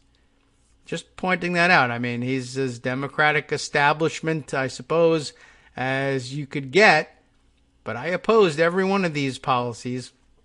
And, you know, but I don't know, conducting politics via Twitter, if that's what's really happening, of course, relegates him to the scrap heap or puts him in line for the guillotine or whatever. And, you know, okay, come on now. So he goes on to comment. So which wing of the party should I claim, or which one claims me? Either. And then, of course, mentioning, hey, Democratic, quote, insiders. When fellow Democrats criticize you as smug and inept, it may not be because we're disloyal. It may be because you really are smug and inept when we need you to be humble and competent. Well, we will see. All right. But I thought that was sort of an interesting take on things. There's a lot of people who have put an awful lot into building the vehicle that Bernie Sanders now intends to use to campaign for the presidency and making it a machine competent to the task of elevating a Democratic nominee, even if he comes from well outside the party and has held himself out as separate from the party for many years, or even if it's been an on and off relationship with the party. The machine is built to elect the person selected, and it doesn't exist outside of the party. And he could have tried to build a parallel machine, but that's an enormous undertaking. But I'm going to take advantage of that work that you've done. And not only that, but a lot of those people did that work as in the name of the establishment of the Democratic Party, even as the people who became Bernie Sanders supporters condemned the positions of supporting TARP and floating Social Security cuts and not paying enough attention to homeowners in the wake of the recession. Yes, there were people who did that, but there are also people who are in in line for their execution. As I guess this is like the favorite of the really serious sort of trollish Twitter fans. Tweet, and who knows, they may very well just be bots tweeting pictures of guillotines, etc. But there are people in line who voted against every one of those policies as a mainline establishment Democrat, and you should give a second review to things, pick things over just a little bit more carefully. But that day hasn't come yet, and I suppose maybe election day is that time when it comes time to make your selection for down ballot races. So I'll throw that out there too. I thought that was a very interesting point and well worth making and well worth summarizing as generally as possible by saying, there really are an awful lot of people in the world and an awful lot of kinds of Democrat in the world as well. And you ought to take that into account. But, during election time, sloganeering, it's a thing people do. We can forgive that, at least for a time. Okay, let's see. Other things worth bringing up from the weekend. Should I just sort of keep plying through the Twitter feed? So this one, I will say, this was one of the more ridiculous outcomes from the weekend. Who even began this thing? I had to pick up on Nate Silver's tweet being retweeted by others. I didn't see it myself the first time. But let's see. Not the only person I saw expressing this sentiment, but who is this? I don't even know who Jonathan Levine is, but he's a blue checkmark sort of person, and says, if Sanders is the nominee, Trump will win a majority of Jewish voters. Screenshot this tweet. To which Barry Weiss, of whom I am aware, says, that is correct. Here, even Jennifer Rubin is able to get it, I think, closer to correct by saying, well, this, of course, is ludicrous. I guess that's the latest thing, too. And I'm sure it's the hope of the Trump faction here that it'll finally come true. But this is like the 15th time in a row that Republicans have come away certain that this is it. Finally, the majority of the Jewish vote is going to swing Republican. And it just doesn't. And it hasn't. And it's not likely to. And Israel policy isn't going to be the thing that does it. And it's just weird to say so. But there's Barry Weiss sitting there at the New York Times insisting that it's correct. That is, she's just got a really small and tight bubble around her head. I don't know what it is. Anyway, Jennifer Rubin getting that, I think, largely correct. I only bring that up because our good Twitter friend Sponson spent a portion of the weekend pointing out to both Greg and to me via Twitter how often and egregiously Jennifer Rubin is incorrect, which is okay because that's most of the time. I didn't exactly know what was going on there, but I began to wonder, did I say something like Jennifer Rubin is smart and ought to be valued in the world? I can't recall it, and I couldn't find anything that said as much. But that didn't turn out to be it either. But yeah, Jennifer Rubin is, she's good for one thing and one thing only, being a Republican who is critical of Trump. So in case you need something like that, if you need to make a criticism of Trump and you're worried for some reason that they will say, yeah, well, of course you'll criticize me. You're a Democrat. You can then say, aha, but this is a Republican saying that. To which, of course, he now says, well, she's another Trumper, so that doesn't count. So it's not even a good weapon. But I don't know. At least she's not on board with that idiocy. But that's beginning to circulate as well. So that among the many weird things that came out of the weekend. Let's see. This too. Right, another good response to Jonathan Levine's weird and stupid tweet. I saw Seth Michaels pointing this one out, just saying, I'm old enough and have worked around politics enough that I remember right-wingers saying this with equal earnestness and confidence about Obama in 2008. That was absolutely the case. They absolutely said that, and they absolutely banked on it being the year that finally things changed, and that from then on, the majority of Jewish voters in America were going to vote Republican, and, it just, again, doesn't happen that way. It's not a realistic thing to think about, and you can stop feeling that way. And in particular about when Trump is on the ballot. It's been a long time coming, and that is, in this case, the opportunity for Jewish American voters to go back to the polls with a referendum on Trump directly on the ballot. And they're not likely to say, well, but Israel.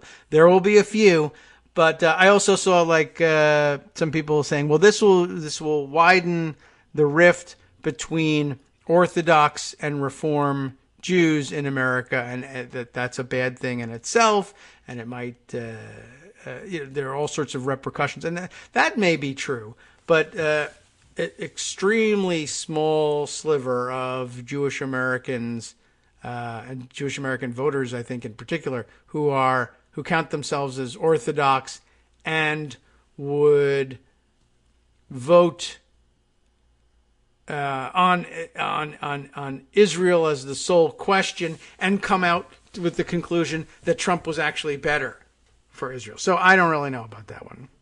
It'll be very strange. Look, Mike Musson has I suppose the only sensible answer to this. If Bernie Sanders is the Democratic nominee, he tweets, the mountain giants and dementors will throw their support to Trump. Screenshot this tweet. Yeah, you might as well. We can at least retweet this tweet. Yeah, the speculation is a bad one and difficult to take seriously, to say the very least. However, I was sort of interested in the introduction in Seth's piece. Familiar structure for Twitter. I'm old enough and have worked around politics enough. The old "I'm so old I remember" sort of thing. And very true in this case. Definitely the same thing said about Obama. But it made me think too. I was thinking back to I know we've mentioned it in the last couple of weeks, and it comes up from time to time. But I suppose now it's more important to be somewhat clear about the background here. I did work for Bernie Sanders' first Senate election in 2006, and I guess that probably contributes to my not being terribly worried about everything. But it also contributes, by the way, to my, I don't know, I probably wouldn't have accepted the statement outright in blanket form anyway. The idea of knowing and understanding Bernie Sanders or finding him to have been perfectly consistent on everything or even anything for that matter. I think basically once you get close enough or watch closely enough with any politician, in my world, I don't fall in love with politicians. I don't find myself inspired by politicians ever, honestly, and I hope I never do. But anyway, it occurred to me that my experience working for Bernie Sanders in 2006 taught me an awful lot about him. I did not come away with the impression that he was different in kind from most any politician. And I think you were supposed to come away with that impression. And I think his biggest current fans carry that impression for the most part. Though I'm certain that there are many who are enthusiastic about him, but who also think, well, look, in the end, politicians are politicians. And after all, his own message is about don't, fall in love with or totally trust any politicians. And so it's a good lesson. You should take it away. Watching him work hard to secure the nomination for the Senate seat, and he was operating again there as an independent, but I got kind of a front row seat to, well, not really front row, but a pretty good seat, let's say. I wasn't like a top advisor or anything. But did I ever really discuss what I wrote? I did his campaign blog for him, which, what do we call it then? Progressive America, I believe. And, it was what it was. But I got a pretty good view of the work that he had to do to try and first convince Vermont Democrats not to name their own nominee. Is that redundant? Name their own nominee? Probably. Anyway, and to endorse him as an independent, again, to throw the weight of the Democratic Party of Vermont behind. And remember also that there is a progressive party, and a fairly robust progressive party that actually holds seats in the legislature and everything in Vermont. But he wasn't their nominee either, and he didn't seek their nomination. He sought their endorsement, yes, but he didn't want to be a part of a party organization, which is something you can do in Vermont because it's a small state and not something you can easily do running for president. And so it's very different. But there was a real interesting view of things from the inside on the campaign, watching an independent sort of suddenly realize, well, now if I don't need necessarily the party apparatus, then I at least need to be able to convince this party that I've refused to belong to do what I want them to do for the good of all here. Could it work? And it did. It was a difficult thing to do, but also, in that particular situation, this was 2006.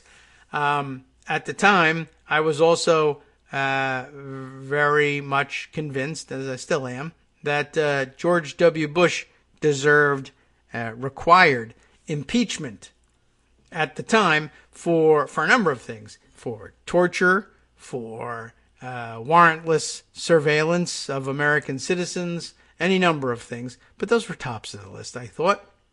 And what was really interesting was that most Democrats in Vermont agreed, most progressives in Vermont agreed, most independents in Vermont agreed that George W. Bush ought to face impeachment, and they were actually quite active in seeking it. They were petitioning in their town meetings, petitioning the Vermont state legislature to agree and to dispatch a resolution to Congress calling for the impeachment of George W. Bush. But at the time, Bernie Sanders was walking a tightrope similar to the one he'll be walking now, which was to say, well, will Vermont Democrats or Vermont independents or Vermont swing voters, and there are such things, there's, supposedly moderate swing voters everywhere, right? Will this endanger my Senate race if I am openly accepting of the push that Vermont grassroots activists are undertaking to advocate for the impeachment of George W. Bush? And he decided that the better path to the Senate, which was, in his view, a better path for all of us, will all benefit by having Bernie Sanders in the Senate. And how could you not think so, especially if you're Bernie Sanders running for the Senate? And really, honestly, for Vermont, that may have been the answer, right? I thought it was. It seemed like a good one to me.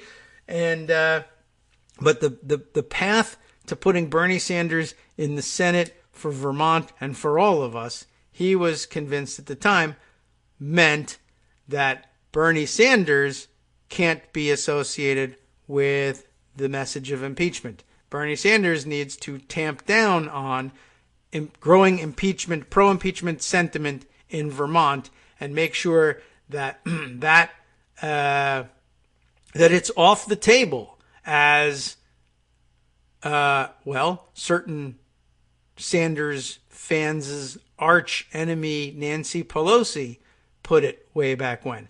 So Sanders absolutely adopted the Pelosi position on an extraordinarily important point of constitutional jurisprudence, that it was best for all if we shut up about impeaching George W. Bush because we don't have the votes, even though he was running to be one of those votes.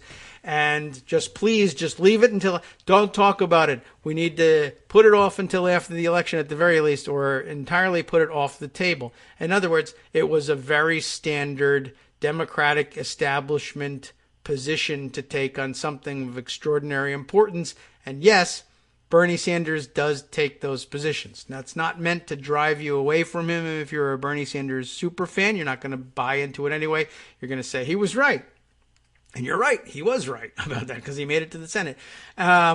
It might, though, be of some interest to people who say Bernie Sanders is incapable of doing the things that you need to do to impose the self-discipline you need to get yourself elected. That's clearly not the case all the time either.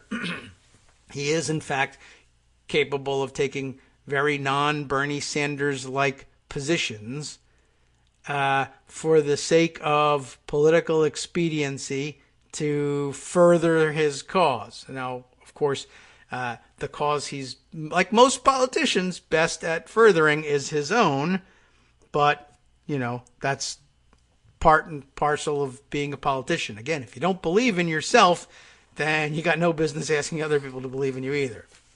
So that's the best and most general way I can put it. But it was a very interesting thing, and it got me in a lot of trouble because on my own personal time, I was very much an advocate for pursuing the impeachment of Bush, and very much an advocate, therefore, of what was going on the grassroots level in Vermont, trying to get those resolutions passed on. Not that they would do these things. It wasn't going to change things. It wasn't going to find us the votes. But, just as we did this time, I was glad finally this time around with Trump to see the temporary, anyway, death of the "we don't have the votes" excuse for running away from advocating for an impeachment that we knew Republicans were going to quash in the Senate vote. But it was very much a live and active excuse back then, and they relied on it successfully to duck the issue. At the time, that was something that was, I thought, just as necessary as it was this time, and I wish they had come to the same conclusion. But because impeachment sentiment was viewed as, radical, crazy liberalism, and something that, believe it or not, I guess Bernie Sanders at the time thought he could put some distance between himself and, right, by saying, well, this one I don't particularly care for, and I don't think it's particularly effective, and we don't have the votes, and we're not going to get there, and so why have that baggage in addition to baggage that I actually really care about, which I can't get rid of and I can't jettison? Why add this baggage? Let's put this one aside and get me into the Senate. And, he did it. So I guess there's a lesson there for everybody. Maybe not. Anyway, that got me thinking over the weekend. It also got me thinking about another thing, which I don't know if I've mentioned on the show, but probably at some point, maybe it came up. But just in terms of maybe another reason why I guess I don't freak out with the socialist label all that often is that I guess bottom line of it, if you want the slogan or the one-liner on it, it is this. I worked for socialist candidates before most of Rose Twitter was born. Does that make me awesome or anything now? Probably not. But I'll just put it this way. And then I'll tell you a story about how things change. The more things change, the more they stay the same. It's not worked for, I wasn't professional. I was an intern. When I was in college, I did an internship during a semester abroad in London, and I worked for a member of parliament, a Labour member of parliament, who was also a member of the European Parliament. And in the European Parliament, he caucused with the socialists. He was a socialist So Labor/Socialist MP/MEP by the name of Richard Balfe. And that was a very interesting experience and my first exposure to the Rose thing.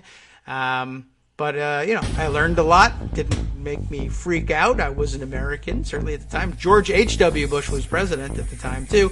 So I got my time in working for the actual Rose people in 1989, before many of them were born. Now, as it turns out, I told you more things change, the more they change the same. If you look up Richard Balfe today, well, you'll find that he's not quite the same guy. He actually switched parties, became a conservative, and got a life peerage as well. Now in the House of Lords as Baron Balfe. How do you like that? Hi everybody, it's me, David. Let's change things up from the old fundraising pitch for just a minute and talk instead about how you can be a part of our show. If you've got a smartphone or any other electronic recording device, why not sit down and record a segment for us? Read us an important article and give us your take. Read one of your own original essays, or even just give us your commentary on something you'd like to share that's important to you. Then send the file to me at kagrox@gmail.com and I'll try and work it into the show. Short segments, a few minutes in length, are easiest to fit in. And of course, I can't always guarantee that I'll be able to play everything, but if you've ever shouted at your radio or TV about something you wish was being covered, here's your chance to change that. Make the show your own. Send your submissions to me at kagrox@gmail.com.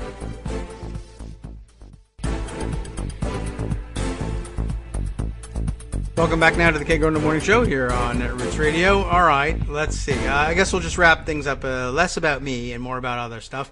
But that was an interesting thing to discover after so many years. Apparently in 2002, Richard Balfe switched to the Conservative Party. I'll have to go back. I didn't follow him for that long after after graduation. Certainly, I checked in every once in a while, so I don't really know what prompted the move. But it's real interesting to look at. 2002 was when he switched parties. He remained, by the way. I mean, I thought maybe, I don't know what happened to him. Maybe he had some sort of, this would have been pretty early, 2002. Maybe he had some sort of Trump-like thing. We do find occasionally here, even in the United States, we have lots of analogs where people say he's...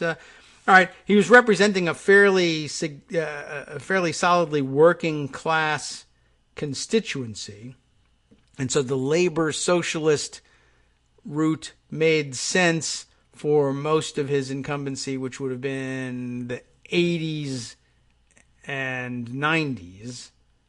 It made sense, but by 2000, I suppose it's possible that the blue collar working class constituency had swung more conservative at that point. So then I thought, well, I wonder how ironic would it have been for him to have been a member of European Parliament for so many years and then switch over to conservative and then become a Brexiter, which, seemed to make sense in terms of a trajectory if you swung hard right.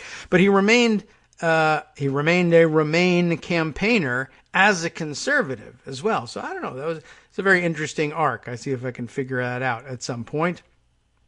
I just thought that was really sort of an odd thing to find out after the fact. But there you have it. Anyway, so I have all of I have some relatively old school Rose themed campaign paraphernalia packed away in the basement in the boxes left over from those days, which is pretty interesting too. And then so when I saw it popping up on Twitter again, I thought, hey, that's interesting. And then I thought, oh well, that's it's becoming kind of weird. And they seem to want to bury me for some reason, but it's not me they're talking to. That's the thing I really need to remind, and probably everybody, all of you need to remind yourselves. For the most part, they're not talking about you in particular. Not that it will necessarily save you. That's the way of the world and the way that mass movements work. And sometimes particularly when things erupt into civil war, you're on the right side. I can't believe that you got killed by the people whose support you should have had, or to whom you had thrown your support. Well, it was a big accident, and they just didn't know you the way I did. But anyway, I guess basically, if Twitter fights bother you that much, don't have them, is really all I can tell you. And spend more time in the real world and realize people are a-holes everywhere. Even people who are on your side are occasionally a-holes too. And there's really not that much you can do about it. But comfort on Twitter isn't ultimately what we're after here. All right, let's see. We can move on from this subject to others, although I do want to stop for just a second because Greg has sent me another piece or two. Which ones do I want to include here? I thought this one was interesting. You're just sort of tweeting this one around. Having been dug up here by Youssef Munayir, don't know how he actually pronounces his name, which is too bad because he's like a blue check kind of person. Pulling out from The Guardian, May 2008, the article entitled, Fears Grow That Obama Can't Win. Maybe this is a good way to round off the subject for the day. Paul Harris, writing for The Guardian from New York at the very end of May 31st, 2008, with Senator, I guess we'll read you the subheader too. Analysts believe white working class Democrats will defect to McCain if Clinton is not the nominee. Wow. Okay. Now, a lot of people probably say, Hillary Clinton was circulating this UCI. Yeah, probably true. But don't worry about it. Anyway, the point is relax and listen to the article, I guess, because there will be a lot of people telling you, hey, fears are growing that Sanders can't win. And you'll be able to say they thought the same thing about Obama. That Senator Barack Obama poised this week, that would have been May of 2008, to clinch his party's nomination for president. There are growing fears in some quarters that the Democratic Party may not be choosing its strongest candidate to beat Republican John McCain. Senator Hillary Clinton has been making that argument for weeks. Now, some recent polls and analysis, looking particularly at vital battleground states and support among white voters, have bolstered her case, even as Obama looks certain to become the nominee. Obama supporters reject this argument and point to his record of boosting Democratic voter turnout, especially among the young. But skeptics in the party already nervous about nominating Obama after the furor, they spelled that one interesting, with an E on the end, over outspoken Pastor Jeremiah Wright, remember when that was going to be a thing, are growing increasingly concerned. There is an element of buyer's remorse in some areas. The question is whether it gets really strong now or in September, or even after the election is over if he loses, said Steve Mitchell, head of political consultancy Mitchell Research. Still working? Probably. Another boost to Clinton's case came late last week after a pro-Obama preacher gave a race-tinged rant against her at Obama's church in Chicago. What? Yes, okay, right. Boost, okay. I gotcha. In a recent sermon, Michael Flager, did I pronounce that right? A long-term Obama backer who was white, mocked Clinton as an entitled white person angry at having a black man having beaten her. Jeez, got to get that sentence right. His angry, red-faced speech in which he mimicked Clinton weeping was played repeatedly across American cable channels and the internet. Remember that one? I actually don't. The news sent shockwaves through Democratic circles. Many had hoped Obama had put pastor problems behind him. Dun, dun, dun. It is more of the same problem as right. It reinforces the image among some voters that Obama does not share their values, said Mitchell. Who is this? Mitchell? Steve Mitchell. I'm just kind of curious here for a second.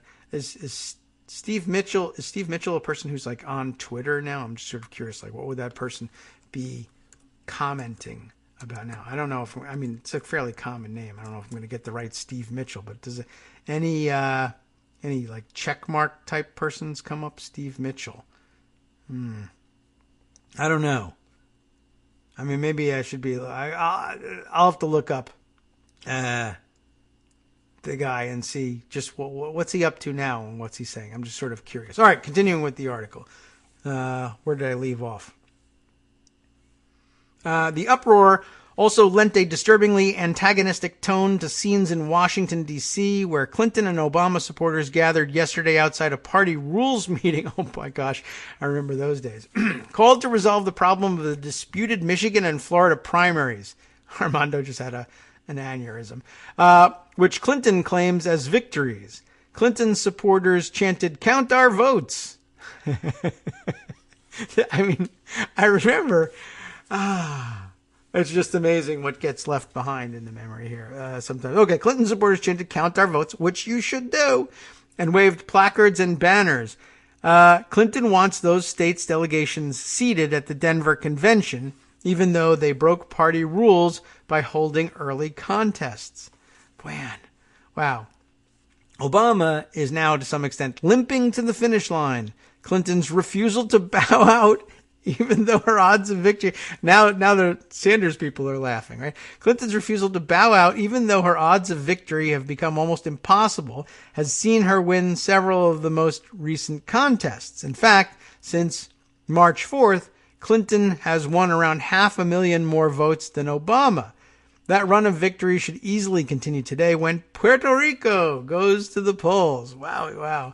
And could even extend to the final primaries, South Dakota and Montana, which vote on Tuesday. Obama had been expected to win there, but Clinton has been campaigning furiously, and it could be close. She went to South Dakota and Montana, even those places, but she wouldn't go to Wisconsin. Years later, of course. Clinton has been making the case for several months, as her support has grown even stronger among white working-class voters, that those voters will not support Obama in the general election. By contrast, experts believe Obama's core, educated Democrats and blacks, will remain loyal to the party no matter who the nominee is. And man, be careful with that too. Okay, there is strong data to back that up. There still is. Especially from recent votes in West Virginia and Kentucky, where large proportions of Clinton voters said they would not back Obama in November.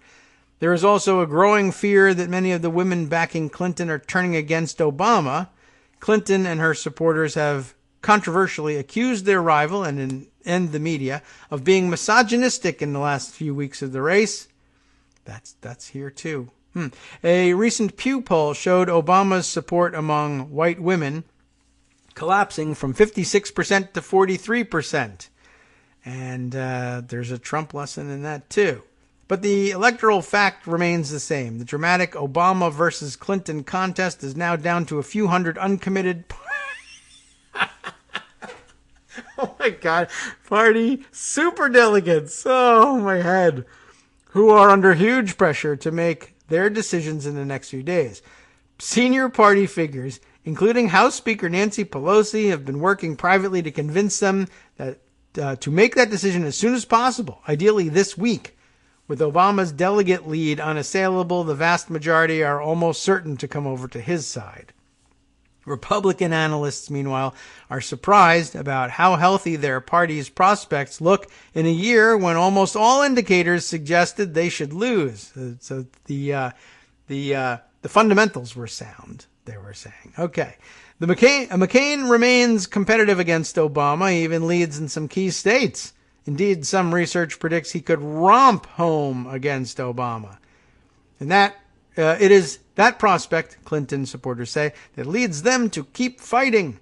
They point to Obama's performance in North Carolina as a bellwether. It was his strong win there earlier this month that dealt an almost fatal blow to Clinton's chances. Yet, 2 weeks after that win, polls showed Clinton easily outperformed Obama there when measured against McCain. Clinton has a very strong argument that she is a stronger candidate against McCain. It's just that it has fallen on deaf ears, said Mitchell.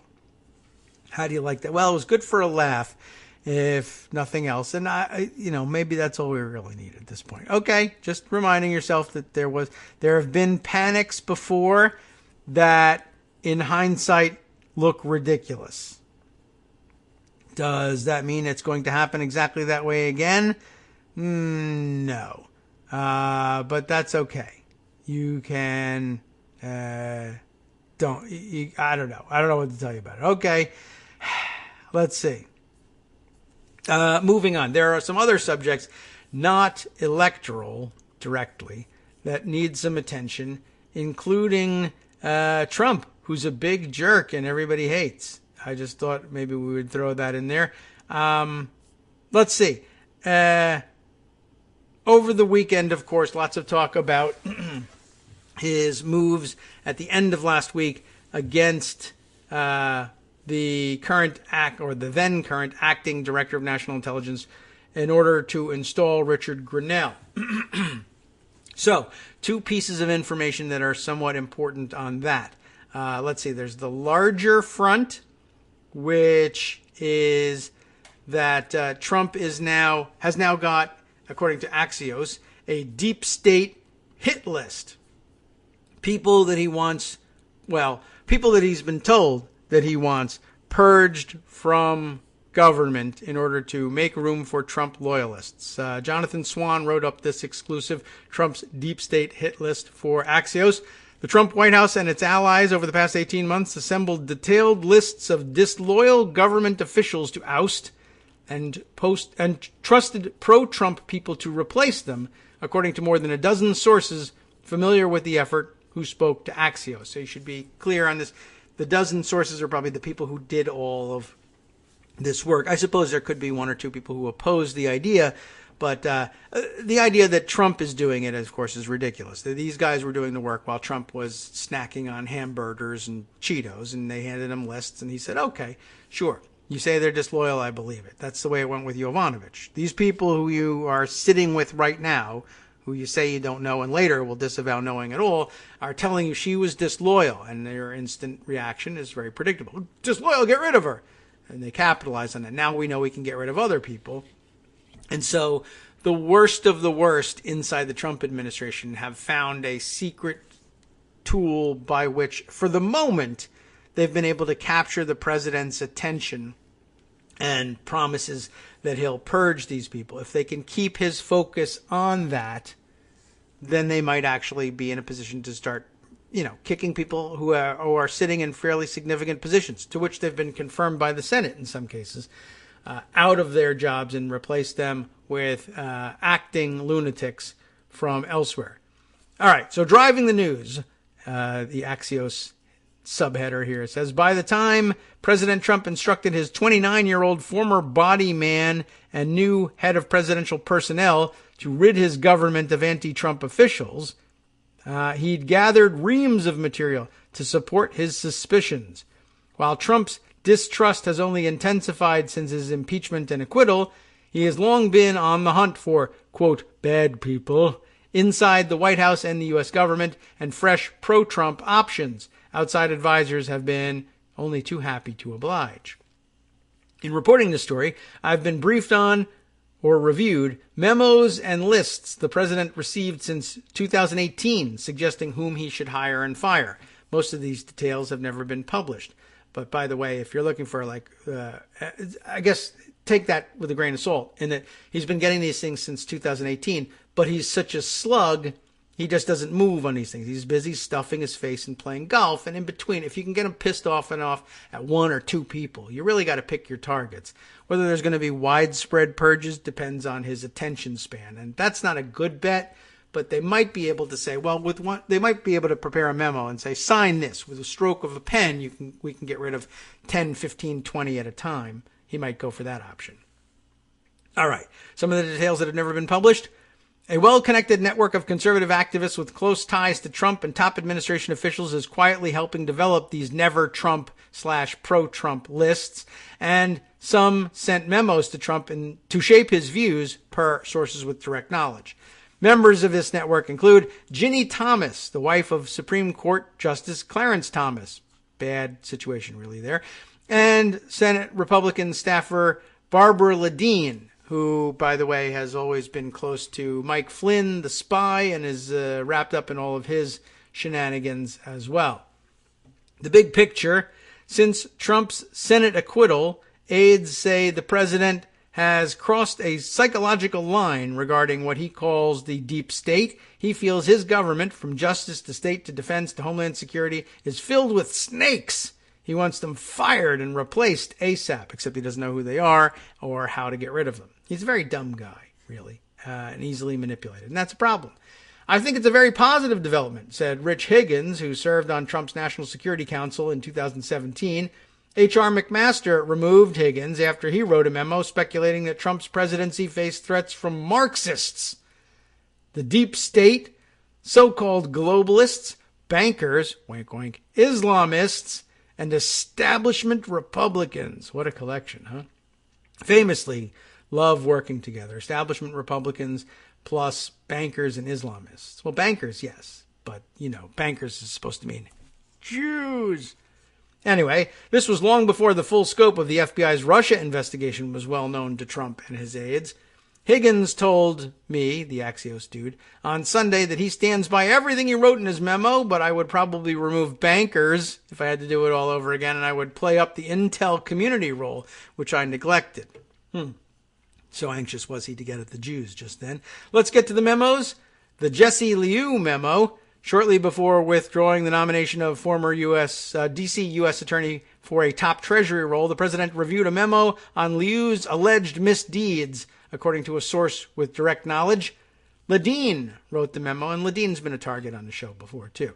She wrote the memo, and its findings left a striking impression on Trump, per sources with direct knowledge. Ladine declined to comment. A source with direct knowledge of the memo's content said it contained 14 sections building a case for why Liu was unfit for the job for which Treasury Secretary Steve Mnuchin selected her. He's a banker, including not acting on criminal referrals of some of Justice Brett Kavanaugh's accusers. Right? You get that? She did not try to charge some of Kavanaugh's accusers with federal crimes. So she's out. Signing the sentencing filing asking for more jail time for Mike Flynn, a friend of Ladine's and a co-conspirator. So there you go. Trying to get Flynn put in jail for being a spy and a traitor. Damn it. What about holding a leadership role in a women's lawyers networking group that Ladine criticized as pro-choice and anti-Alito? Aha. This is some memo here. Now, what about this one? She didn't indict Andrew McCabe. Gotta go. And, of course, dismissing charges against violent inauguration protesters who plotted to disrupt the inauguration. Remember, they burned that trash can, and everybody had to squat down on the pavement and take a picture of it as though D.C. were in flames. Well, she didn't prosecute them, so gotta go. Neither Liu nor the White House would, of course, respond to requests for comment.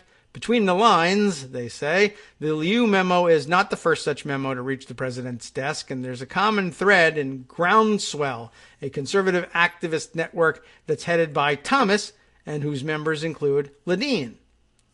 Sources leaked me details of two other memos from people associated with the Groundswell network that also caused a stir inside the White House over the past year. Thomas has spent a significant amount of time and energy urging Trump administration officials to change the personnel inside his government. This came to a head early last year, but what did we see as a result? Not too much. Anyway, members of Groundswell, whose members earlier led the successful campaign to remove McMaster as National Security Advisor, meet on Wednesdays in the D.C. offices of Judicial Watch, a conservative legal group that has led the fight against the Mueller probe. No problem with Judicial Watch, of course, being a frequent litigant before the Supreme Court where Jeannie's husband works. Judicial Watch's president is Tom Fitton. He's a regular on Fox News, and Trump regularly retweets his commentary on the deep state. Conservative activists who attend Groundswell meetings funneled names to Thomas, and she compiled those recommendations and passed them along to the president, according to a source close to her. She handed a memo of names directly to the president in early 2019. The New York Times reported on her group's meeting with Trump at the time. The Groundswell memo. The Presidential Personnel Office reviewed Thomas's memo and determined that some names she passed along for jobs were not appropriate candidates. Trump may revisit some given his current mood. That is to say, they were so terrible they couldn't be used then, but now they could be. Potential hires she's offered to Trump, per sources with direct knowledge: Sheriff David Clark for a senior Homeland Security role. Remember that? That didn't fly last time. Fox News regular and former Secret Service agent Dan Bongino, is that how he says it? I don't know. I see his name on Twitter all the time, for a Homeland Security or counterterrorism role. Devin Nunes aide Derek Harvey for National Security Council, where he served before McMaster kicked them out. And radio talk show host Chris Plant for press secretary. They need another one of those. Federalist contributor Ben Weingarten for National Security Council as well. Here's what they're hearing about all of this. In one extraordinary... These memos created tension inside the White House as people close to the president constantly told him his own staff, especially those running personnel, were undermining him. And White House staff countered that they were being smeared. So all the good stuff. All the stops being pulled out on this one. State Department memo. There's another one here, which maybe we can wrap up before we finish up for the day. In one extraordinary incident last year, President Trump passed along another action memo to his then head of presidential personnel, Sean Ducey, since pushed to state and replaced with former body man John McEntee. People familiar with the January 2019 memo say it came from conservatives associated with Groundswell, though nobody I've spoken to has claimed credit for it. According to sources briefed on the incident, the memo was in large part an attack against Ducey. The memo accused him and a colleague in the State Department of obstructionism and named several State Department officials who need to be fired. This list named former Deputy Secretary John Sullivan, Deputy Undersecretary for Management Bill Todd, and Undersecretary for Political Affairs David Hale, who later testified in the impeachment hearings. Woohoo! Todd and Hale are career Foreign Service officials serving in positions typically reserved for career officials. Sullivan is now the U.S. ambassador to Russia. Gee whiz. The memo ended with an allegation that Ducey had sneakily changed the name of an appointment Trump had already agreed on. Wow. Swapping out Mira Ricardel perhaps, for Sean Cairncross to run the Millennium Challenge Corporation. That is some obscure crap there. Sources briefed on the matter say this particular charge was false on its face because Cairncross was nominated in January of 2018, months before Ricardel was briefly discussed as an alternative, per sources with direct knowledge. I don't know. Sounds like a lot of garbage and a lot of chaos, which they love. Bottom line, as the New York Times' Peter Baker wrote, if you believe him, in some of the most critical corners of the Trump administration, officials show up for work now, never entirely sure who will be there by the end of the evening, themselves included. Groundswell is an influential driver of that uncertainty. Its members have been working toward this moment for 3 years, which is too long, really. They have lists, they have memos, and they have the president's ear, which is gigantic, by the way, and covered with greasy, disgusting hair. Okay, one last thing I need to throw in there on this front is this, right? All of the leading indicator of all this stuff being the Grinnell placement. Politico, Natasha Bertrand, is that right? Did she have this story? Yes, she did. How about this? The more influential piece of all this, perhaps, it might drive more than anything else. Trump's new intel chief, Grinnell, was a Trump critic in 2016. Richard Grinnell, the acting director of national intelligence, has been described as a Trump loyalist, but that wasn't always true, Natasha says. Let's jump right down to it. Let's see. He's been a Trump loyalist, of course, using his Twitter account to boost the president's policies on everything from 5G and NATO to the Iran deal and the economy. But Grinnell wasn't always a Trump supporter. In 2016, before the New York real estate mogul became the GOP presidential nominee, Grinnell called Trump dangerous, quote, dangerous, and spoke out regularly in favor of then Ohio Governor John Kasich, according to deleted tweets recovered via a joint inquiry by Politico and the cybersecurity firm Nisos, N-I-S-O-S. How do you like that? He's dangerous, read one deleted Grinnell tweet from March 24th, 2016, the day Trump tweeted that, quote, NATO is obsolete and must be changed to additionally focus on terrorism as well as some of the things it is currently focused on. A famously well-crafted tweet. The tweets underscore a key irony of the Trump era. Some of the president's fiercest critics during the 2016 race have since transformed into his most passionate defenders, including Secretary of State Mike Pompeo, who warned that Trump would be an authoritarian president, back when that was a bad thing. GOP Senator Lindsey Graham, who denounced Trump as a race-baiting, xenophobic, religious bigot who would destroy the Republican Party. Unlike the other guy who's this, that, and the other thing and will destroy the Democratic Party. And acting Chief of Staff Mick Mulvaney, who called Trump a terrible human being right before the 2016 election. Grinnell seems to have undergone a similar evolution. So maybe that saves him, because Pompeo is still there and working. Lindsey Graham is still there and working. Mick Mulvaney is still there and working. And they have the presidency here too. So maybe it'll be just fine. I don't know. But I guess if you can survive that, then you can survive anything. And I guess if you can survive that and anything, then what are you worried about if you show up in a groundswell memo? The whole thing is just unbelievable. They love chaos. There's really no other way to put it. Anyway, so I told you that I had to do some Trump roundup after all at the end of this thing, though I am looking forward to a relatively quiet day or two while Trump is abroad, and we can get back to this and other subjects tomorrow when we return. For now, though, time to turn things over to Justice Putnam for the West Coast Cookbook and Speakeasy, and I'm sure that if you were craving other content of substance, he will have your number coming up next. Look, I already see Shelby Pearson's name on the list. Back to that story. Good. From Daily Kos Radio on networksradio.com. You have been listening to the Kagro in the Morning Show with David Waldman. Here's some other stuff he's got on tap for you here. A federal DEA agent has been arrested and accused of conspiring with the cartel to launder money. And what else we got? Don't let Trump know, but the EPA is concerned that non-stick and stain-resistant compounds found in drinking water may pose a health risk. Remember when we covered that DuPont story a while back? Good. We'll get an update next.